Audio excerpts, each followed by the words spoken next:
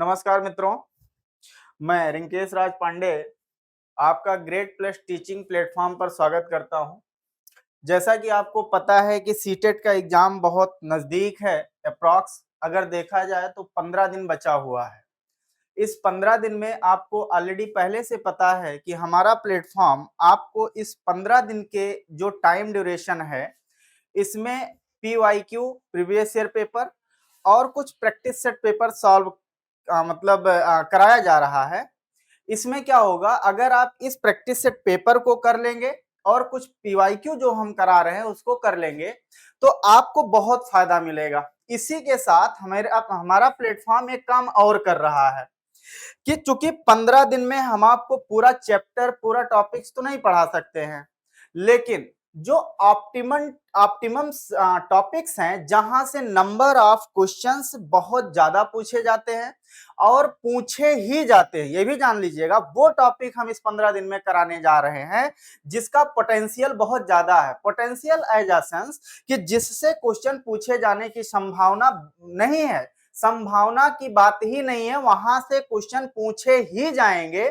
और आपको पता है कि हम आपका जो सेक्शन है वो आपके पेपर 2 का, ध्यान दीजिएगा, पेपर 2 का, इसमें अगर ध्यान दें पेपर 2 दैट इज जो आपका जूनियर का पार्ट है 6 to 8 का, इसमें जो एसएसटी का सेक्शन है, एसएसटी का सेक्शन मतलब ये हुआ कि जो आपका सोशल साइंस का पार्ट है, मतलब जो आपका सामाजिक विज्ञान का पार्ट है, इस सामाजिक विज्ञान वाले पार्ट में हम आप जानते हैं कि टोटल क्वेश्चन 60 पूछे जाते हैं। जो आपका एसएसटी का पार्ट है उसमें नंबर ऑफ क्वेश्चन ऑलरेडी आप जान रहे हैं 60 पूछे जाते हैं, जिसमें से 40 क्वेश्चंस तो आपके थ्योरी से होता है। थ्योरी एज मतलब सब्जेक्ट की गहराई से होता है, जहां पे आपको थोड़ा डीप नॉलेज की जरूरत होगी, 40 क्वेश्चन मिलेगा।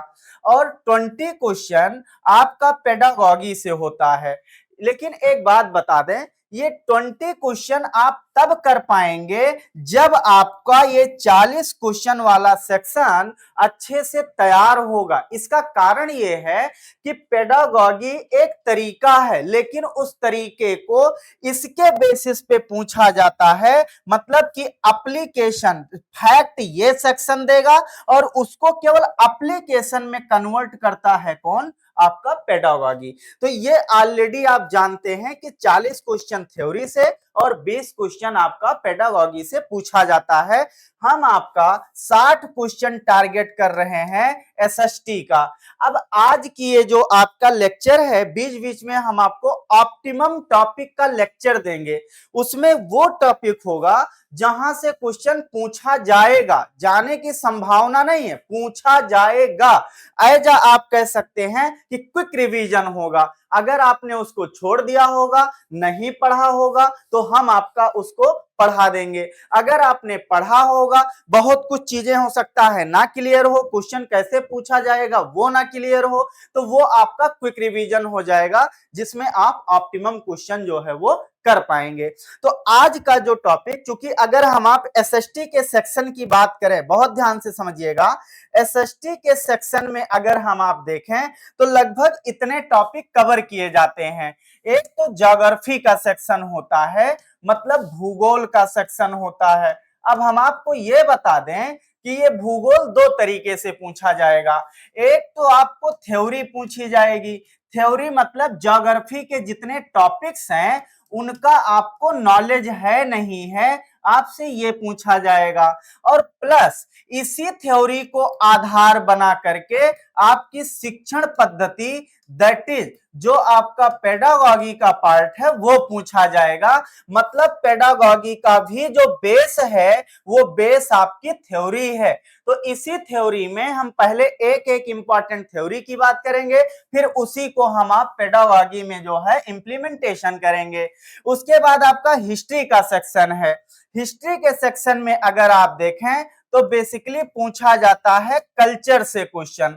जब आप कल्चर की बात कर देते हैं तो ये कल्चर का पार्ट बहुत इंपॉर्टेंट है, यहां से क्वेश्चन पूछे जाएंगे। प्लस उसके बाद जो आपका स्ट्रगल मूवमेंट था, दैट इज जो स्वतंत्रता आंदोलन था, वहां से क्वेश्चन पूछे जाते हैं। तो आप जान रहे हैं कि आपके लगभग 15 दिन आपके पास बचे हुए हैं। इस 15 दिन में हम आपको वो टॉपिक हिस्ट्री का कराएंगे जहां से क्वेश्चन पूछा जाएगा। पूछे जाने की संभावना नहीं बोल रहा हूं, पूछा जाएगा। उसके बाद आपका पॉलिटी का पार्ट आता है, मतलब भारत की जो राजनैतिक व्यवस्था या जो राज व्यवस्था है, राज व्यवस्था प्लस भारत का जो प्रशासन है, मतलब जो प्रशासन है, ये पूरा पार्ट हम आप कवर करेंगे, जिसे पॉलिटी या इंडियन पॉलिटी के सेक्शन में हम आप देखेंगे। उसमें हम आपको पूरी पॉलिटी नहीं पढ़ाएंगे, हम वो पढ़ाएंगे जिसमें से आपको 20 अगस्त को सवाल डायरेक्ट मिलेगा, मतलब आप इसको पढ़कर जाएंगे, टोटल वहीं से क्वेश्चन आपको मिलेगा। तो वही टॉपिक जो ऑप्टिमम पूछे जाने की संभावना है। उसके बाद आपका इकोनॉमिक्स का पार्ट होता है, खासकर इंडियन इकोनॉमिक्स या इकोनॉमी बोलिए, ये पार्ट होता है, यहां से क्वेश्चन पूछा जाएगा। इसमें भी हम आपका वही सेक्शन कराएंगे जहां से क्वेश्चन पूछा जाएगा। इस 15 डेज में वो टॉपिक हम आपका रिवाइज कराएंगे, उस टॉपिक को और अच्छे से तैयार कराएंगे, और वहां से आप जाएंगे डायरेक्ट क्वेश्चन पाएंगे, सॉल्व करके चले आएंगे। तो ये सारे टॉपिक, ये लगभग 4 टॉपिक आपका एसएसटी का कवर करता है। इसमें आपका एनसीईआरटी का जो सेक्शन है वो जुड़ा होगा, ध्यान दीजिएगा, एनसीईआरटी का सेक्शन जो है आपका वो जुड़ा होगा, आपको इसमें परेशान होने की जरूरत नहीं है। तो ये हमने छोटी सी आपको ये जानकारी दी कि हम आप इस 15 टू जो 15 से 16-17 दिन बचे हुए हैं, उसमें हम ये सेक्शन जो है वो कवर करेंगे। और मैंने पहले बोल दिया है कि हम केवल वही सेक्शन आपका कवर कराएंगे जहां से क्वेश्चन पूछा जाएगा, मतलब वो टॉपिक थ्योरी का उठाएंगे और उसी थ्योरी को हम आप इंप्लीमेंट करेंगे। किसमें? वो इंप्लीमेंट होगा आपके शिक्षण पद्धति में, दैट इज पेडागॉजी में। तो इतना पार्ट है। अब जैसे आज की जो आपका लेक्चर है, जहां से क्वेश्चन पूछा जाएगा, आप पेपर उठाकर प्रीवियस ईयर पेपर देखिएगा भी, तो आपको खुद ब खुद समझ में आ जाएगा कि आज का जो मेरा टॉपिक होगा, देखते हैं आज हमने कौन सा टॉपिक सेलेक्ट किया है आपको एज अ थ्योरी देने के लिए, जो आपके लिए बहुत फायदेमंद होने वाला है। आप इसको जरूर देख लीजिएगा। आपके इसी पेपर 20 अगस्त में ये क्वेश्चन एसएसटी के पेपर में छप चुका है, पहले से बता दे रहे हैं, ये क्वेश्चन छप चुका है। वो टॉपिक हम आपका सेलेक्ट किए हुए हैं और देखते हैं कि वो टॉपिक आपका कौन सा है, जो आज आपको नंबर दिलाने वाला टॉपिक बनाया गया है, जहां से आपको 20 अगस्त को डायरेक्ट सवाल मिलेंगे। देखते हैं वो टॉपिक कौन सा है। ये देखिए वो टॉपिक है आपका, ध्यान दीजिए, ये टॉपिक है ज्योग्राफी का। ध्यान दीजिए, वो टॉपिक आपका कौन सा है? तो वो टॉपिक है आपका ज्योग्राफी का, भूगोल का टॉपिक है। क्योंकि देखिए क्या लिखा है, क्लाइमेटोलॉजी, क्लाइमेटोलॉजी, और क्लाइमेटोलॉजी में एटमॉस्फेयर। एटमॉस्फेयर का मतलब हमें क्या पढ़ना है? वायुमंडल। पेपर उठाकर देखिएगा, आपको यहां से क्वेश्चन मिलेगा। क्या पढ़ना है? वायुमंडल पढ़ना है। और ये टॉपिक जो आज अभी हम कवर करा रहे हैं, इसको आप अच्छे से आज ही पढ़ लीजिए। और यहां से मिनिमम मैं बता रहा हूं कि अगर आपका 40 क्वेश्चन थ्योरी पूछी जा रही है, तो इस 40 क्वेश्चन थ्योरी में 40 क्वेश्चन में से आपको लगभग 2 to 3 क्वेश्चन मिलेगा। 2 से 3 क्वेश्चन तो केवल इसी एटमॉस्फेयर से मिलेगा, प्लस 2 क्वेश्चन आपका पेडागॉजी से मिलेगा। इसी टॉपिक से पेडागॉजी में 2 क्वेश्चन मिलेगा। दैट इज आप 5 नंबर तैयार करने जा रहे हैं। आज के लगभग 30 मिनट के लेक्चर, 40 मिनट के लेक्चर में 5 सवाल आज क्लियर कर दे रहा हूं। ये 5 क्वेश्चन आपके पेपर में 20 अगस्त को मिलने वाले हैं। तो ध्यान दीजिए। अब हम आप देखते हैं, इसी टॉपिक को हम आप कवर करेंगे। जैसे एटमॉस्फेयर, देखिए यहां क्या लिखा है? वायुमंडल लिखा है, वायुमंडल। यहां मैंने इतना मेंशन किया है कि पृथ्वी के चारों ओर गैसों के आवरण को वायुमंडल कहा जाता है। मतलब अर्थ है, पृथ्वी के चारों तरफ जो आपका, पृथ्वी के चारों तरफ जो गैसों का आवरण है, मतलब इनवलप ऑफ गैसेस हैं, उन्हें ही क्या कहा जाता है? वायुमंडल कहा जाता है। हमारे चारों तरफ जो गैसों का पूरा एक तंबू बना हुआ है, आवरण है, इनवलप है, उसे ही कहा जाता है वायुमंडल। अब ध्यान दो, यहां हम आपको समझाएंगे ये कि पृथ्वी पर वायुमंडल है। अब पेपर के लिए इंपॉर्टेंट है, पृथ्वी पर वायुमंडल है, इतना तो हम आप जानते हैं कि पृथ्वी पर एटमॉस्फेयर है। सवाल यह है कि क्यों है? अगर अर्थ पर वायुमंडल है तो आखिर क्यों है? पृथ्वी पर वायुमंडल क्यों है? तो ध्यान दीजिएगा, ये इंपॉर्टेंट है आपके पेपर के लिए। पृथ्वी पर वायुमंडल होने का दो कारण है, बहुत इंपॉर्टेंट लाइन। पृथ्वी पर एटमॉस्फेयर है मतलब गैसों का आवरण बना है, इसका दो कारण है। नंबर एक, velocity, escape of velocity, that is एक कारण है। पलायन वेग का अधिक होना, पलायन वेग का अधिक होना, मतलब जो वेलोसिटी ऑफ स्केप है वो उसकी वैल्यू अधिक है। दूसरा, पृथ्वी का गुरुत्वीय बल अधिक होना, पृथ्वी का गुरुत्वीय बल का अधिक होना, दैट इज ग्रेविटी का अधिक होना। अब ध्यान दीजिए, एक इंपॉर्टेंट फैक्ट बता रहा हूं आपके पेपर के लिए, बहुत इंपॉर्टेंट फैक्चुअल है। पृथ्वी का पलायन वेग है 11.2 किलोमीटर पर सेकेंड। इसको रट के जाना, पेपर के लिए बहुत इंपॉर्टेंट है। पृथ्वी पर पलायन वेग की मात्रा कितनी है? 11.2 किलोमीटर पर सेकेंड है। अब ध्यान दो, पलायन वेग होता क्या है ये समझा दें। पलायन वेग वह मिनिमम वेग है, वह न्यूनतम वेग है जिससे किसी बॉडी को ऊर्ध्वाधर, दैट इज ऊपर की तरफ फेंक दिया जाए तो वह पिंड या बॉडी पुनः पृथ्वी पर वापस लौटकर ना आए, ऐसे वेग को कहते हैं पलायन वेग। तो जब पृथ्वी पर पलायन वेग अधिक है, मतलब ज्यादा है, मतलब इतना वेग जल्दी हवा पाती नहीं है, एयर पाती नहीं है, इसलिए पृथ्वी को छोड़कर हवा जाती नहीं है, पृथ्वी के चारों तरफ ही फैली रहती है। एक कारण ये हुआ। पृथ्वी का गुरुत्वीय बल भी अधिक है, और पृथ्वी का गुरुत्वीय बल का मान कितना है भैया? इंपॉर्टेंट है, 9.8 मीटर पर सेकेंड स्क्वायर है, 9.8 मीटर पर सेकेंड स्क्वायर है। मतलब कि किसी बॉडी को पृथ्वी इतने वेलोसिटी से अपनी तरफ खींचेगी या इतने बल से अपनी तरफ खींचेगी, दैट इज भगाने वाले कम हैं, जल्दी हवा भाग के नहीं जाएगी, और खींचने वाले ज्यादा, इसलिए वायुमंडल बनता है और इस तरीके से पृथ्वी के चारों तरफ एक हवा का आवरण बन जाता है, उसे ही हम क्या कहते हैं? वायुमंडल। तो पृथ्वी पर वायुमंडल है, वाई क्या कारण है? दो कारण है, एक तो वेलोसिटी ऑफ एस्केप का मैक्सिमम होना और दूसरा ग्रेविटी का भी जो है मैक्सिमम होना। इसके कारण पृथ्वी पर क्या पाया जाता है? वायुमंडल पाया जाता है। तो इतनी बात समझेंगे, पृथ्वी पर वायुमंडल है, कारण क्या है? दो कारण, एक तो पृथ्वी पर पलायन वेग ज्यादा है, दूसरा पृथ्वी के गुरुत्वीय बल का मान भी क्या है? ज्यादा है। मतलब पृथ्वी ज्यादा बल से किसी बॉडी को अपनी तरफ अट्रैक्ट करती है, खींचती है। इतनी बात आप जो है समझ गए होंगे। अब चलिए आगे बढ़ते हैं। ये तो आपका एटमॉस्फेयर हो गया।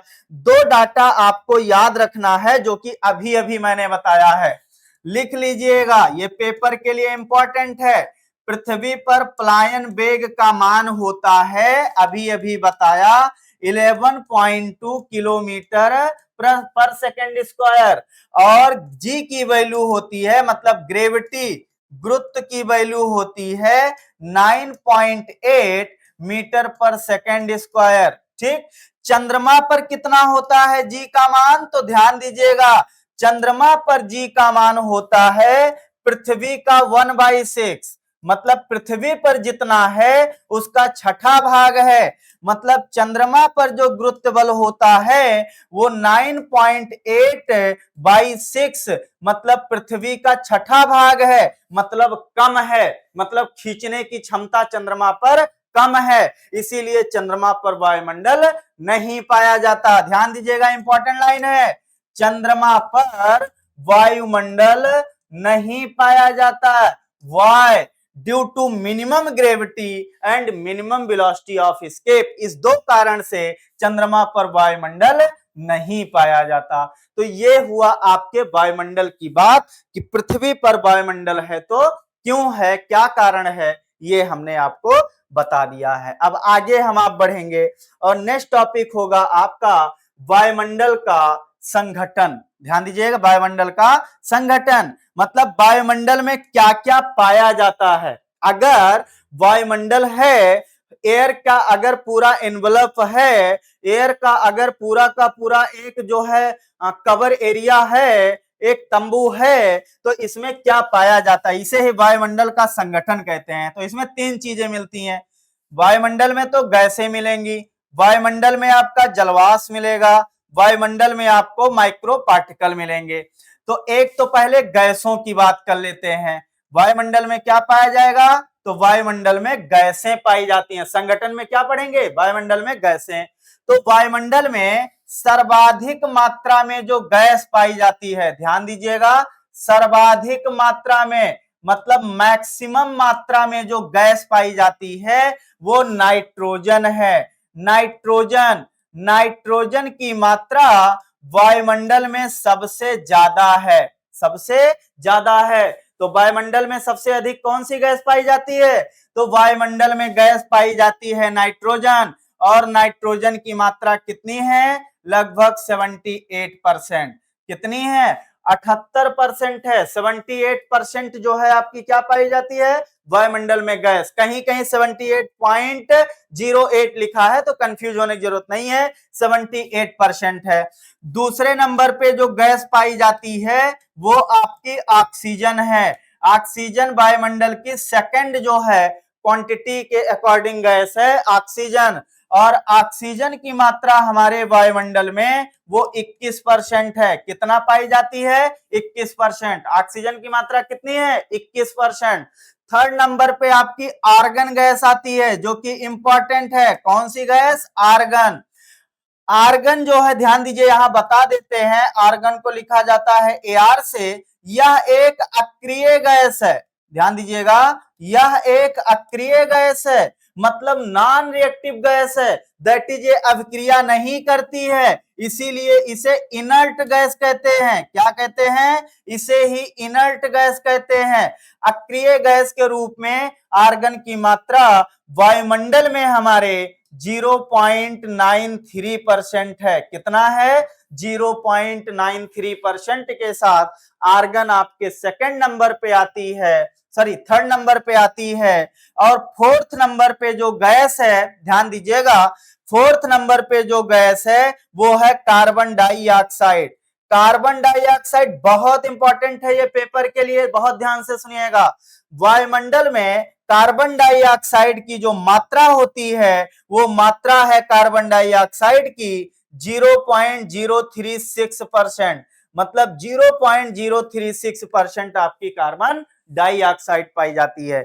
इसके बाद जो गैसें पाई जाती हैं, ध्यान दीजिए, आगे बढ़ते हैं। हमने आपसे क्या कहा, हमारे वायुमंडल में गैसों में सबसे अधिक मात्रा में कौन सी गैस, तो नाइट्रोजन गैस इंपॉर्टेंट है।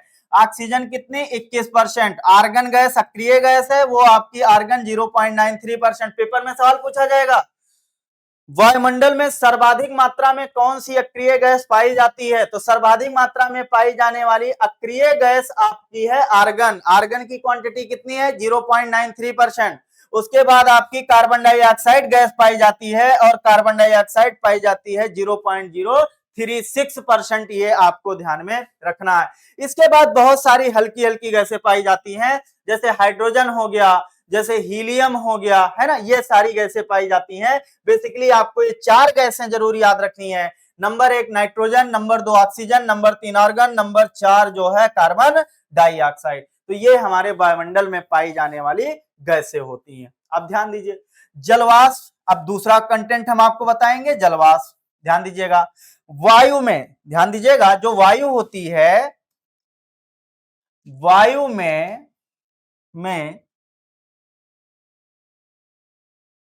जल की मात्रा को जलवाष्प कहते हैं। क्या कहते हैं, जल वाष्प कहते हैं। मतलब कि वायु में जो है, वायु में जो वाटर की क्वांटिटी होती है उसे ही जलवाष्प कहते हैं। और जब वायु में जलवाष्प की मात्रा आती है तो हम कहते हैं कि वायु में ह्यूमिडिटी आ गई है। क्या आ गई है? ह्यूमिडिटी, दैट इज आर्द्रता आ गई है वायु में। मतलब कि वायु में जो जल पाया जाता है उसे जलवाष्प कहते हैं। लेकिन या आप ये कह सकते हैं कि जल के गैसीय रूप को जलवाष्प कहते हैं, ये भी कह लीजिए। जल के गैसीय रूप को, मतलब जब उसको गैस में कन्वर्ट हो जाए, गैसीय रूप को जलवाष्प कहते हैं, ये भी सटीक है, ध्यान दीजिएगा।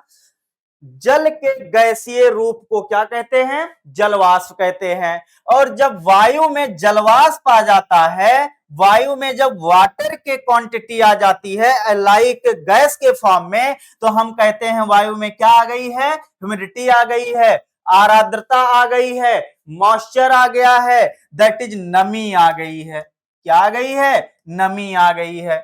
आई बात समझ में? तो हमने कहा जलवाष्प का मतलब क्या होता है? जलवाष्प का मतलब होता है जल के गैसीय रूप को जलवाष्प कहते हैं। और वायुमंडल में जलवाष्प पाई जाती है, जब वायु में जलवाष्प की मात्रा आ जाती है तो हम कहते हैं ह्यूमिडिटी आ गई और आर्द्रता आ गई। अब जरा ध्यान दीजिए, अगर जलवाष्प की मात्रा ज्यादा होगी, जलवाष्प की मात्रा ज्यादा, जलवाष्प की मात्रा अगर अधिक है, ठीक, तो कहा जाएगा तब हवा में ह्यूमिडिटी अधिक होगी।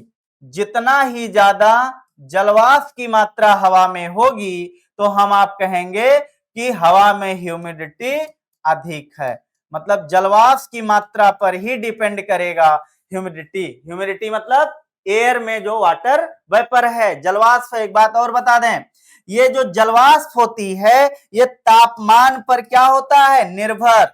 ये ताप पर, ध्यान दीजिएगा, ताप पर निर्भर होती है। दैट इज, अब ध्यान दीजिएगा, इंपॉर्टेंट लाइन है, निर्भर होती है। मतलब अगर कहीं का टेम्परेचर ज्यादा होगा, अधिक होगा तापमान, तो वहां पर आपकी ह्यूमिडिटी दैट इज जलवाष्प जो है हवा में आर्द्रता अधिक होगी। अगर हवा गर्म है तो उसमें आर्द्रता अधिक हो सकती है, उसमें ज्यादा से ज्यादा वाटर वेपर कंज्यूम हो सकता है। अगर टेम्परेचर कम होगा तो कम होने पर आर्द्रता घटती है। मतलब ठंडी हवा में क्या होगा? ठंडी हवा ज्यादा वाटर वेपर को ग्रहण नहीं कर सकती, रोक नहीं सकती। लेकिन टेम्परेचर अगर ज्यादा होगा तो आर्द्रता ज्यादा होगा। इसका मतलब है कि हवा ज्यादा से ज्यादा वाटर वेपर को क्या करेगी? अपने अंदर एब्जॉर्ब करके या कंज्यूम करके रख सकती है। तो ध्यान दीजिए, आर्द्रता बढ़ेगी किसके साथ? टेम्परेचर के साथ।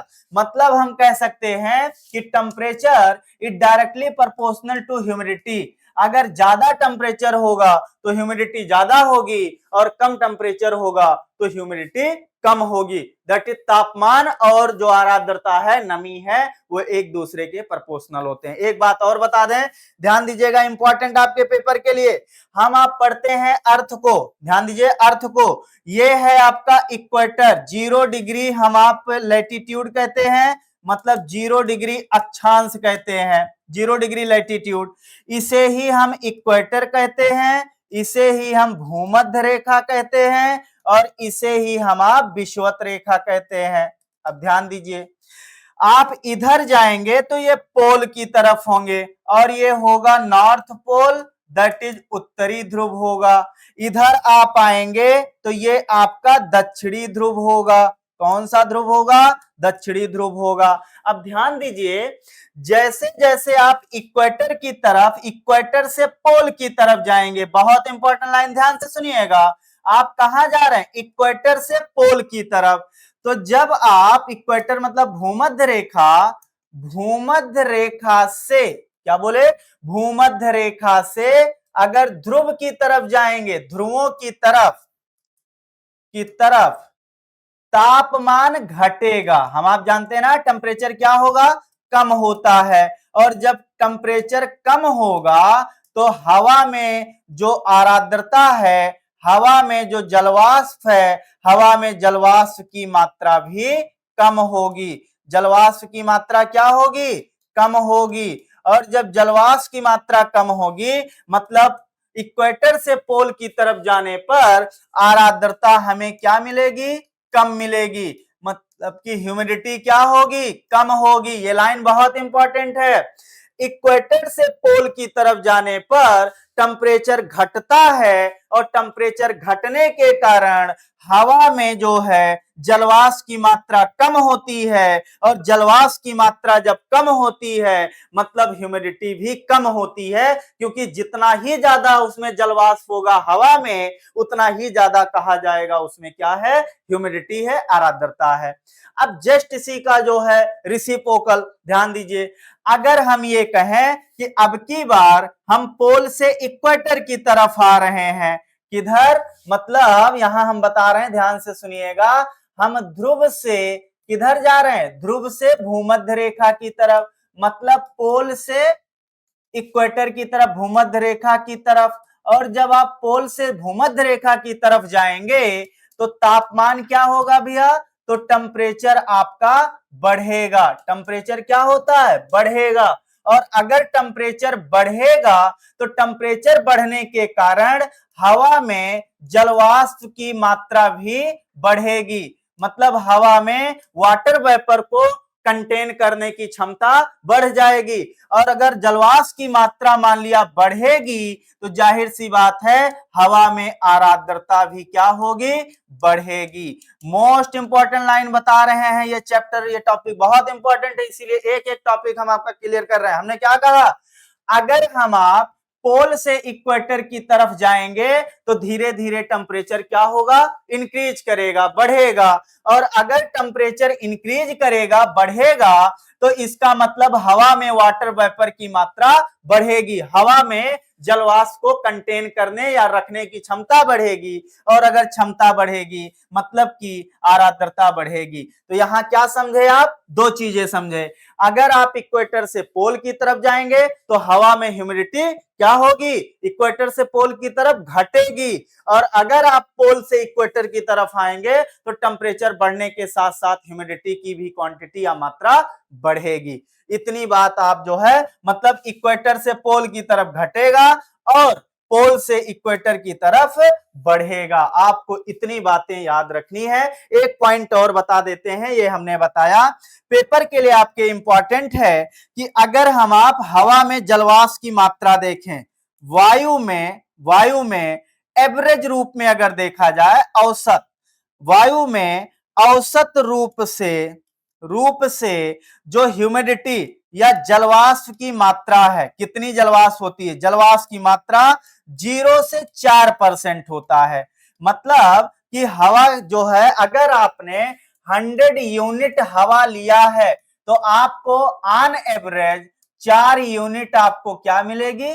वाटर मॉलिक्यूल्स मिलेगा। तो आपके पेपर के लिए इंपॉर्टेंट है कि हवा में औसतन कितना जलवाष्प पाया जाता है?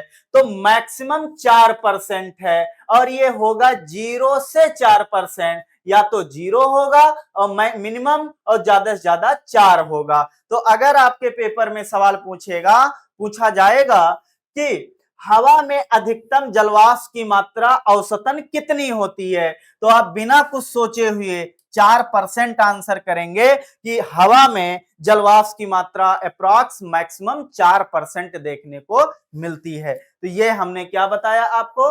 हमने आपको बताया कि वाटर वेपर क्या होता है और यही वाटर वेपर हमारे लिए बहुत इंपॉर्टेंस रखता है। चलिए आगे बढ़ेंगे, इतनी बात आप हमारी समझे होंगे। अब हम आप देखेंगे माइक्रो पार्टिकल। किसकी बात होगी? तो माइक्रो पार्टिकल। ये माइक्रो पार्टिकल क्या होते हैं भैया? ये छोटे छोटे कण होते हैं। हमारे वायुमंडल में क्या है? छोटे छोटे कण हैं, जैसे धूल के कण, जिसे हम आप कहते हैं डस्ट पार्टिकल।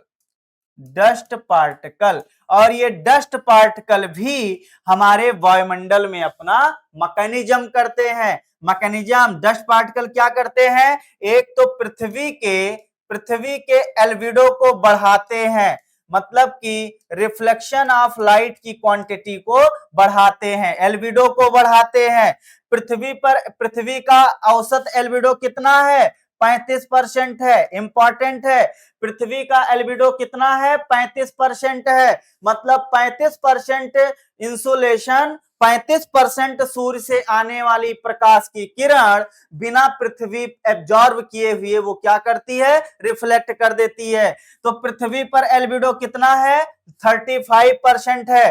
तो धूल के कण क्या करते हैं? एल्बिडो को बढ़ा देते हैं। दूसरा, ये वर्षा में जो आपका जलवाष्प है संघनन में मदद करते हैं। ध्यान दीजिएगा, जो कंडेंसेशन होता है उस कंडेंसेशन की क्रिया में ये क्या करते हैं? हेल्प करते हैं। तो धूल के कण भी हमारे वायुमंडल में जो पाए जाते हैं वो हमारे लिए क्या करते हैं? इंपॉर्टेंस रखते हैं। हमने 2 पॉइंट्स यहां बताए इंपॉर्टेंट, एक तो एल्बिडो को बढ़ाएंगे और पृथ्वी का एल्बिडो कितना है? 35%। और ये क्या करते हैं? संघनन की क्रिया में मदद करते हैं, क्योंकि इनके ही प्रेजेंस में आपका जो है कंडेंसेशन देखने को मिलता है। तो ये था वायुमंडल का संगठन। उम्मीद करते हैं आपको समझ में आ रहा होगा। और ये वो क्लास है जिसमें ना कोई कहानी बताएंगे, ना कोई इसमें हंसी मजाक होगी, इसमें केवल और केवल टारगेट 20 अगस्त होगा और केवल वही टॉपिक और चैप्टर पे हम चर्चा करेंगे जो पेपर में क्वेश्चन डायरेक्ट पूछे जाएंगे। इसके अलावा कोई बात नहीं करनी है, किसी तरीके से कोई चर्चा मुझे नहीं करनी है। मुझे केवल 20 अगस्त के लिए उन टॉपिक्स को एक बार देखना है जहां से पेपर में क्वेश्चन पूछे ही जाएंगे, उसको कोई काट नहीं सकता।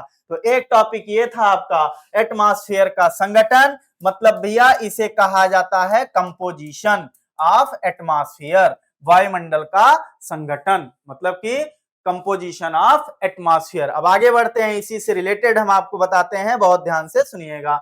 अगले टॉपिक देखें हम, अगला टॉपिक आपका क्या आ रहा है जो पेपर के लिए इंपॉर्टेंट। ये देखिए, अगला टॉपिक है आपका वायुमंडल की संरचना।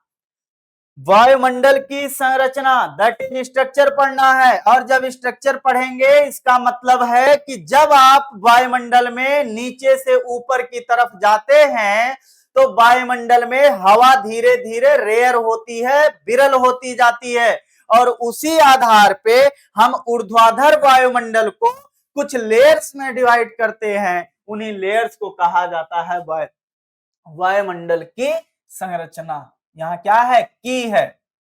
अब जरा ध्यान दीजिएगा, इसका मतलब है हम आप पढ़ने जा रहे हैं परतों में विभाजन। वायुमंडल का हम आप क्या करेंगे? वायुमंडल का हम परतों में विभाजन करेंगे। आ जाइए, आपके सामने लिखा भी है, ज्यादा टाइम नहीं लूंगा, टू द पॉइंट बात करूंगा। ये सारे आपको क्या लिखे हुए मिले हैं? ये सारे के सारे आपके परतें लिखी हैं, लेयर्स लिखी हैं। आ जाइए समझाता हूं।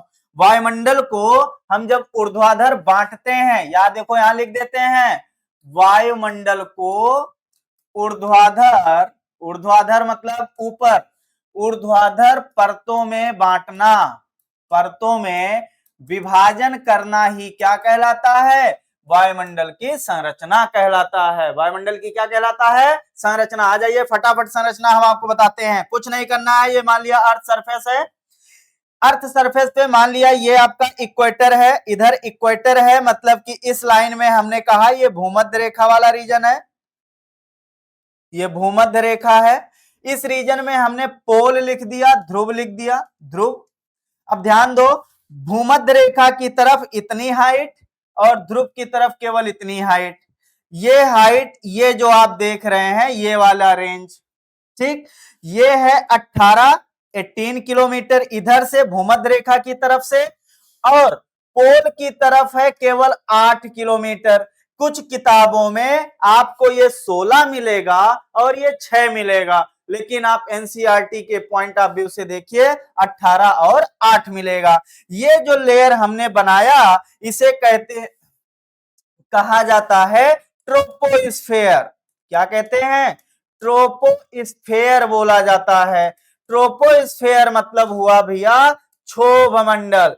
तो हमारे वायुमंडल की पहली लेयर का नाम है क्षोभ मंडल। पहली लेयर कौन सी है? क्षोभ मंडल। आगे बढ़ते हैं, आगे हम बढ़ेंगे लगभग 50 किलोमीटर। ध्यान दीजिएगा कितने हाइट तक जाएंगे? 50 किलोमीटर तक। ये रेंज हो गया 50 किलोमीटर।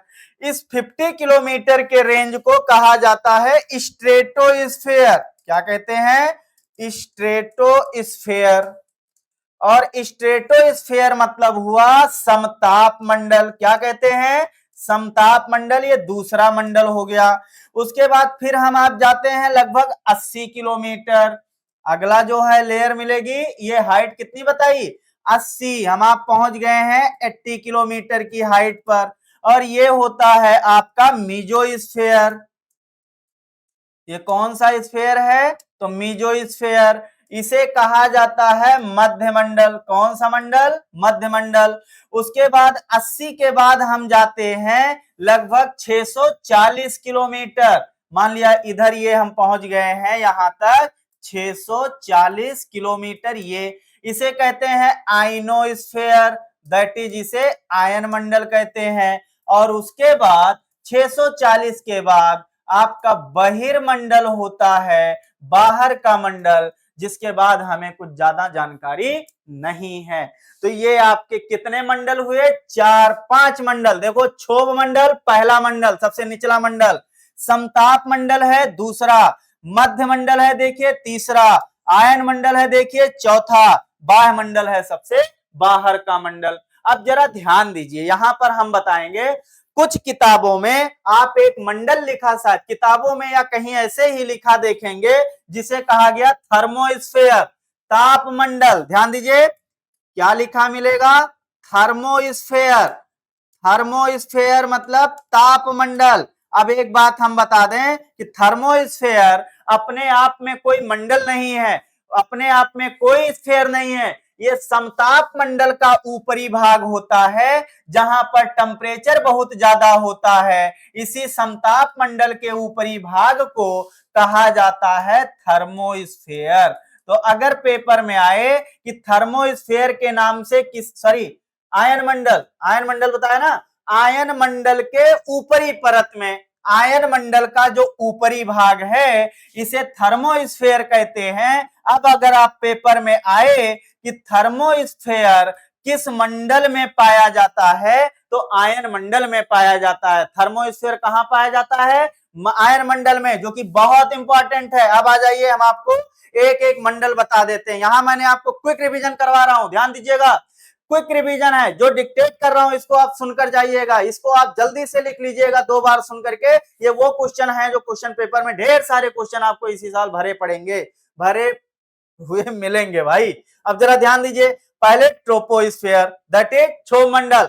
सबसे पहली बात क्षोभ मंडल की अगर हम आप बात करें तो क्षोभ मंडल सबसे निचला मंडल है। आप जान रहे हैं ना क्षोभ मंडल। अब देखिए यहां मैंने बना दिया है, अब इसको हमें एक एक समझा देना है। तो अब ये जो आपका चित्रात्मक रूप से मैंने यहाँ लेयर्स बताए हैं, सबसे पहले ट्रोपो, फिर स्टेटो, फिर मीजो, फिर आयन, फिर बहिर। अब इसको हमें रफ करना पड़ेगा। और अब जब आप बना ही लिए होंगे, स्क्रीनशॉट ले लिए होंगे, या आगे चल के आप इसको समझ लीजिएगा, तो अब इसको रफ करके हम एक एक मंडल को डिस्क्राइब करते हैं, उनका फीचर क्या है। तो ध्यान दीजिएगा, सबसे पहले है क्षोभ मंडल। क्षोभ मंडल मतलब ट्रोपोस्फेयर। कौन सा स्फेयर? तो ट्रोपोस्फेयर। अब ध्यान दीजिए ट्रोपोस्फेयर में क्या है। पहली बात तो ट्रोपोस्फेयर सबसे निचला मंडल है, पेपर के लिए इंपॉर्टेंट है।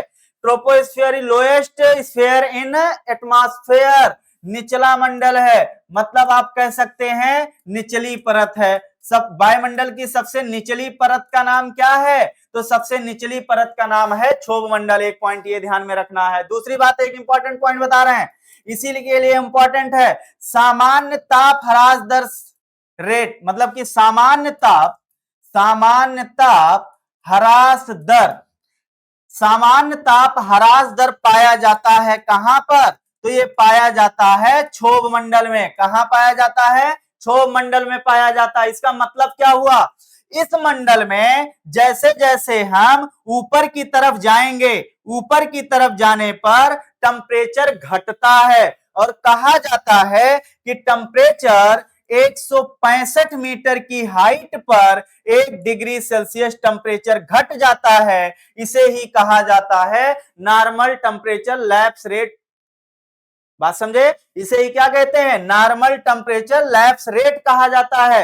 वो कौन सा मंडल है जिसमें ऊपर से नीचे से ऊपर की तरफ जाने पर टेम्परेचर घटता है? तो वो क्षोभ मंडल है, जिसमें हम जैसे जैसे ऊपर जाएंगे वैसे वैसे टेम्परेचर क्या होगा? घटता जाएगा। और किस रेट से घटता है? 165 मीटर ऊपर जाने पर टेम्परेचर 1 डिग्री सेल्सियस कम हो जाता है। पर 165 मीटर पर 1 डिग्री सेल्सियस टेम्परेचर कम हो जाता है। दूसरी बात, मौसमी घटनाएं यहीं पर होती हैं। मौसमी घटनाएं मतलब जो वेदर से रिलेटेड जितने भी फंक्शन होते हैं, मौसमी घटनाएं, जैसे बादल का बनना यही होता है, बारिश वाले, जैसे बिजली का चमकना यही होता है, जैसे आंधी तूफान का आना यही होता है। ये सारी घटनाएं जो घटित होती हैं वो कौन से मंडल में? तो क्षोभ मंडल में घटित होती हैं। क्षोभ मंडल में ही मौसमी घटनाएं घटित होती हैं, दैट इज बरसात का होना, वर्षा होना, आंधी तूफान का आना, बादल का बनना, बिजली चमकना, ये सारे के सारे इसी क्षोभ मंडल में देखने को मिलते हैं। तो हमने आपको बहुत क्विक रिवीजन कराया कि क्षोभ मंडल में क्या होता है। 3 बात हमने बताई। 3 में नंबर 1 हमने क्या बताया? ये सबसे निचली परत है। दूसरी बात हमने कहा सामान्य ताप ह्रास दर यहाँ पाया जाता है, दैट इज ऊपर नीचे से ऊपर जाने पर टेम्परेचर घटता है। टेम्परेचर किस रेट से घटता है? 165 मीटर पर 1 डिग्री सेल्सियस टेम्परेचर घटता है। मौसमी घटनाएं जैसे आपका अगर हम आप देखें तो मौसमी घटनाओं में अगर आप ध्यान देंगे तो मौसमी घटनाओं में आप ध्यान दीजिए तो चाहे वो बिजली का चमकना, चाहे आंधी तूफान का आना, चाहे आपका बादल का बनना, ये सारी की सारी घटनाएं यहीं पर देखने को मिलती हैं। इतनी बात आप समझ गए होंगे। चलिए आगे बढ़ते हैं। नेक्स्ट हम लोग पहुंचेंगे आपका समताप मंडल है। कौन सा मंडल? समताप मंडल। मतलब ये दूसरा मंडल है। ये कौन सा मंडल है? ये दूसरा मंडल है। ये कौन सा मंडल? दूसरा मंडल। इसे समताप मंडल इसलिए कहते हैं कि इसमें लगभग 20 किलोमीटर की हाइट पर 20 किलोमीटर तक तापमान में बदलाव नहीं होता। क्या होता है? तापमान में बदलाव नहीं होता, दैट इज इसमें टेम्परेचर बदलता नहीं है, इसीलिए इसे समताप कहते हैं। सम मतलब होता है समान और ताप मतलब टेम्परेचर। चूंकि 20 किलोमीटर तक इसमें कोई टेम्परेचर में बदलाव नहीं देखने को मिलता, इसीलिए इसे समताप मंडल के नाम से जाना जाता है। दूसरा इंपॉर्टेंट पॉइंट हम आपको बताएंगे, इसी मंडल में लगभग 30 से 50 किलोमीटर की हाइट पर 30 से 50 किलोमीटर की हाइट पर इसी मंडल में ओजोन की लेयर पाई जाती है। ओजोन गैस की लेयर मतलब परत पाई जाती है। ध्यान दीजिएगा, ओजोन गैस की परत पाई जाती है। वो कौन से मंडल में पाई जाती है? समताप मंडल में पाई जाती है।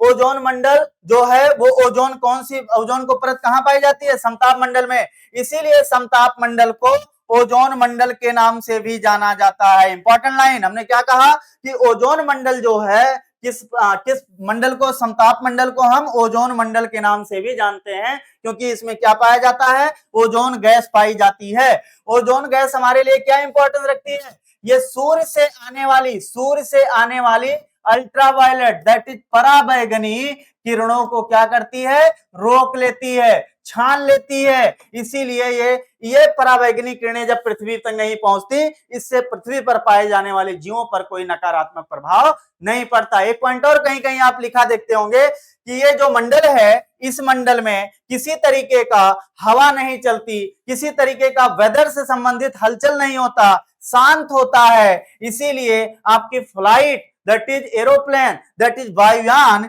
इसी मंडल में उड़ाने में आसानी होती है। तो वायुयान किस मंडल में उड़ाए जाते हैं? समताप मंडल में उड़ाए जाते हैं। आपको ये ध्यान में रखना है। ये था आपका समताप मंडल। तो समताप मंडल में क्या बताया? समताप मंडल में 2 फैक्ट याद रखना है। एक तो याद ये रखना है कि इसी मंडल में ओजोन गैस पाई जाती है। ओजोन गैस की लेयर पाई जाती है जो सूर्य से आने वाली पराबैंगनी किरणों को क्या करती है? रोक लेती है, जिससे पृथ्वी पर उसका नकारात्मक प्रभाव नहीं पड़ता। दूसरी बात हमने कहा कि इसी मंडल में वायुयान उड़ाए जाने की कंडीशन देखने को मिलती है, इसीलिए फ्लाइट इसी मंडल में उड़ाए जाने की संभावना ज्यादा होती है। अब आगे हम आप बढ़ेंगे। नेक्स्ट है मध्य मंडल। इसमें कुछ नहीं करना है। मध्य मंडल एक तो ये याद रखना है, ये सबसे ठंडा मंडल है। ध्यान दीजिएगा, सबसे ठंडी परत है। सबसे ठंडी परत कौन सी है? मध्य मंडल। मीजोस्फीयर सबसे ठंडी परत है।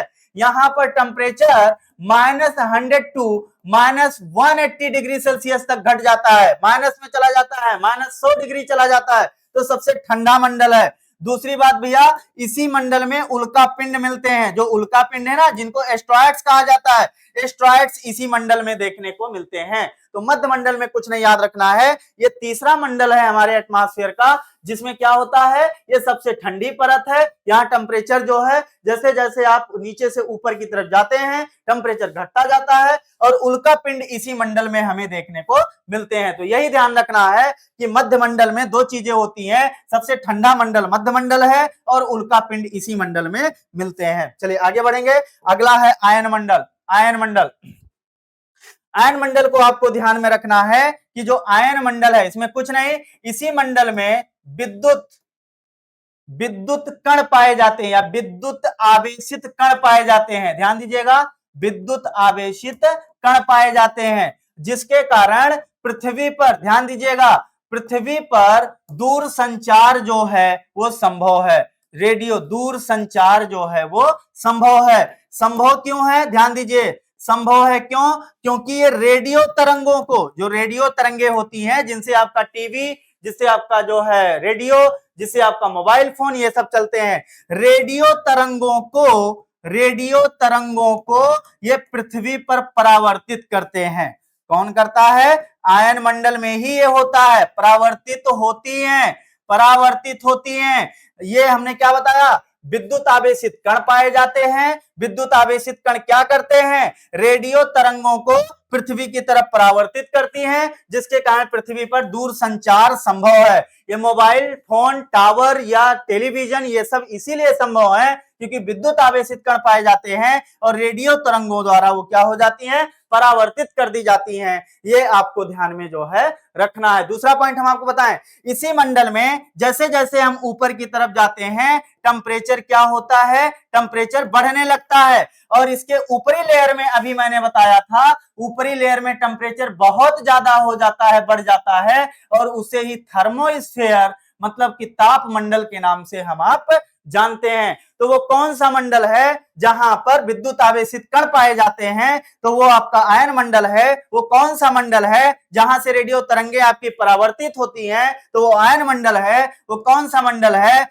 जहां से पृथ्वी पर, जिसके कारण दूर संचार मतलब टेलीकम्युनिकेशन संभव है? तो वो आपका आयन मंडल है। वो कौन सा मंडल है जहां पर हम ऊपर की तरफ बढ़ने पर टेम्परेचर बढ़ता है? वो आयन मंडल है। वो कौन सा मंडल है जहां पर आपका थर्मोस्फेयर पाया जाता है? वो आयन मंडल है। ये आपका हमने क्विक रिवीजन किया। हमने कहा है कि हम आपको इस 15 दिन में वो टॉपिक कराएंगे फटाफट जहां से क्वेश्चन पूछे जाएंगे। आपको रिवाइज करना है। जिसने कुछ ना पढ़ा हो, मान लिया टाइम ना पाया हो कुछ कारणवश, वो केवल मेरा लेक्चर देख ले, वो पास होने की स्थिति में आ जाएगा। 60 क्वेश्चन में जिसका 40 बन रहा होगा उसका लगभग 52 बन जाएगा। जो 45 क्वेश्चन कर रहा होगा वो लगभग 55 पहुंच जाएगा। बस केवल आप मेरे ये लेक्चर सुनते जाइएगा, क्योंकि इसमें हम आपको वही टॉपिक फटाफट करवा रहे हैं जो पेपर में पूछे जाएंगे। अब आप देखिए बाह्य मंडल, अगला है एक्सोस्फीयर। एक्सोस्फीयर, और एक्सोस्फीयर में कुछ नहीं बताना है क्योंकि ये मंडल जो बाहर की तरफ है, जिसके विषय में हम कुछ नहीं जानकारी रखते या जानकारी नहीं रख रहे हैं अभी, इसलिए इसके 640 किलोमीटर के बाहर का जो पार्ट है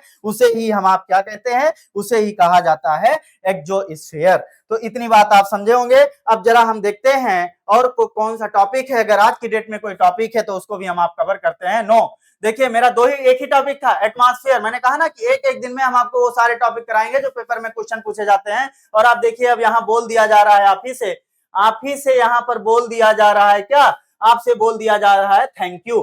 थैंक यू इसलिए क्योंकि जो टॉपिक हमने आपको कराए हैं ये आप अपने स्तर से भी तैयार कर लीजिएगा, अपने लेवल से, और जितना मैं बता रहा हूं इसको आप जरूर पढ़ के जाइएगा। गारंटी देते हैं इस साल पेपर में यही सबसे क्वेश्चन पूछे जाएंगे। ऐसे हम आपका पॉलिटी कराएंगे, ऐसे हम आपका ज्योग्राफी कराए, एक टॉपिक हमने कराया ही एक सेगमेंट, ऐसे हम आपका हिस्ट्री कराएंगे, ऐसे हम आपका इकोनॉमी का सेक्शन जो है वो कराएंगे। इसी के साथ हम अपनी वाणी को विराम देंगे और मिलेंगे कल के लेक्चर में किसी एक नए टॉपिक के साथ जो पेपर में आपके सवाल जो है वो छपा हुआ मिलेगा। इसी के साथ धन्यवाद, थैंक यू, जय हिंद।